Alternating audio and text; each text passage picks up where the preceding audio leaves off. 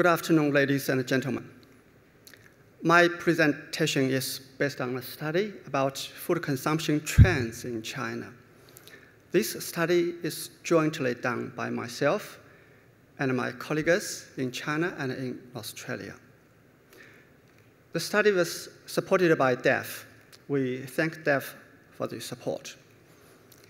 You might have noticed that I'm not as big as tall as Dr. Mark Rose Grant. Well, there was a reason. When I was a child, we didn't have enough to eat. Some 40, 50 years ago in China, food supply was in serious shortage. And put it the other way, if I had an adequate amount of food to eat, I could be bigger and taller than Mark. Pretty sure. The situation has changed nowadays. In China, food supply is plenty at the moment. You can basically buy any food you want, so long as you have money. What I'm going to share with you in this session, in this presentation, is that I would like to bring two messages to you. One is that there is enormous rooms for China's food consumption to increase.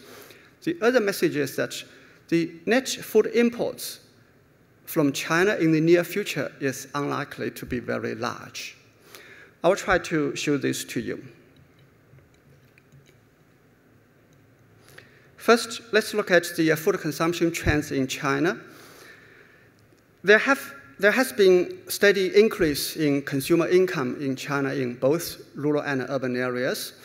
This has led to a decrease in the direct consumption by human beings of food grains, but on the other hand, increased the consumption of foods of higher value, particularly those foods of animal origin. This diagram shows us about the increase in per capita consumption in both rural and urban areas. We see the steady increase, but on the other hand, we also see the expanding gap between the income level between rural and urban China, which is a big issue at the moment. Now, over the past 3 decades, as we can see that the per capita consumption of food grains in both rural and urban areas has dropped. And in urban areas, it seems that in the past 10 years, the level of food grain consumption has been stabilized at about 80 kilograms per person, but in rural areas, we expect further decline. However, the consumption of animal products has steadily increased. And you can see that for both meats and poultry meats, and the increasing has been steady. And another interesting point you may notice is that the consumption level of meats by rural population is far behind their urban counterparts. And in terms of the consumption of poultry eggs, aquatic products, and dairy products, again, it has steadily increased in the past 3 decades. In the case of dairy product consumption in urban areas, following a sharp increase from 1995 to 2005, there has been a drop in recent years, and this probably was due to the concerns of consumers about the safety of dairy products produced by Chinese firms. You might have heard about the unsafe dairy products, particularly those milk and milk powder with melamine in it. So, rural consumption of animal foods falls significantly behind urban areas. It's about 30 years behind, as we see from the previous diagram.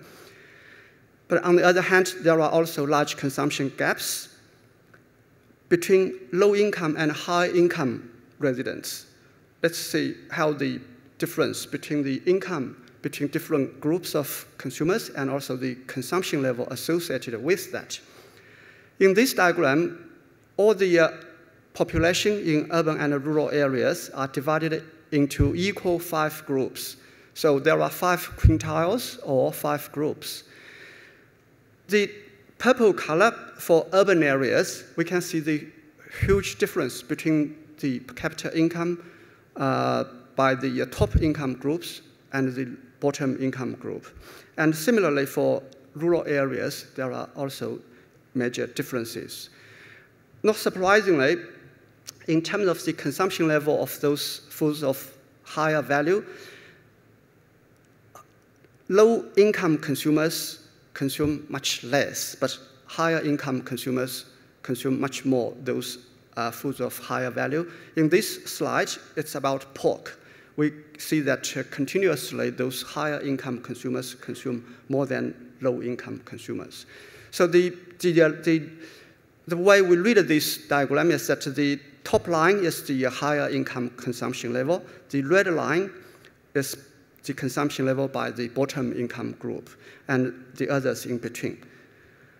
In terms of beef and mutton, we also see the steady increase, but the increase is not that great and also not very sort of fast.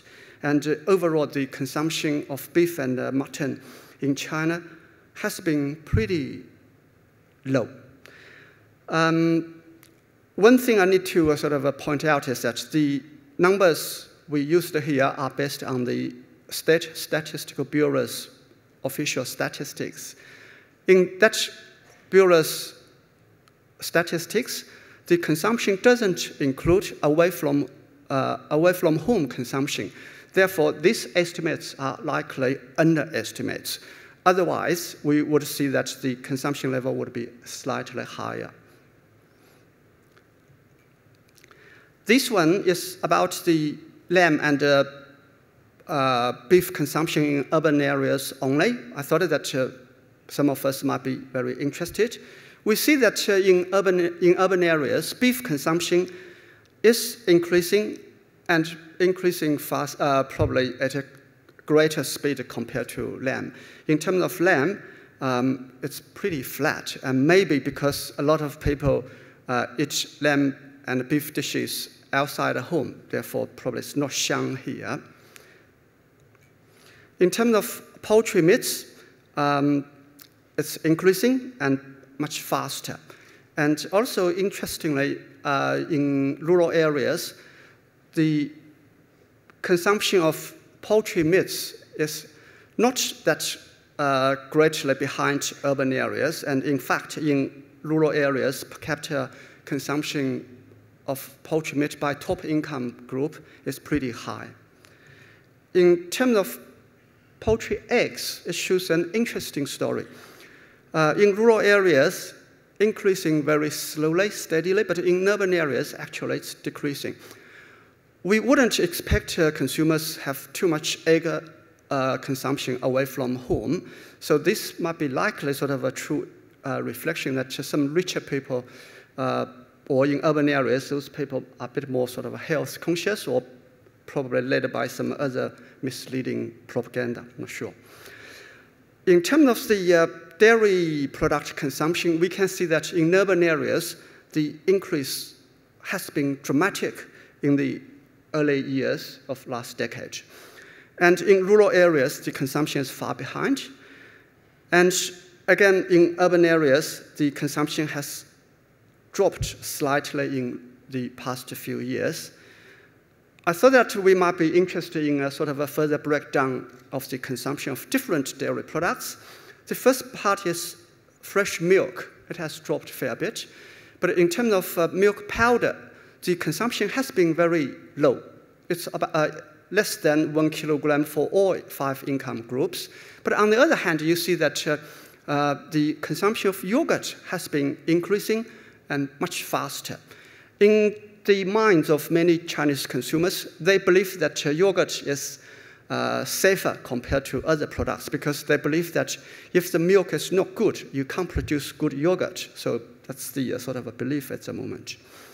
Now, in terms of aquatic product consumption, again, we see that the huge difference between the rich people and poor people, particularly in rural areas, it's more than sort of 4 times bigger.